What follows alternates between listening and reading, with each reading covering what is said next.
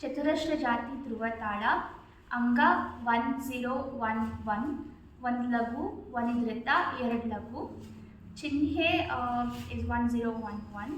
and number of matras is 4 plus 2 plus 4 plus 4 14.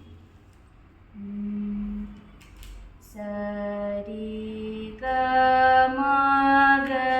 ri sari ga ri sari ga ma ri ga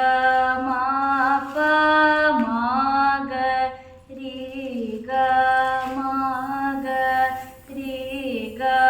ma pa ga ma pa da pa ma ga ma pa ma ga ma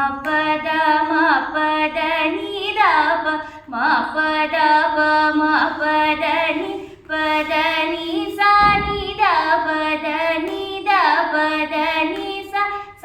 ni da pa da ni sa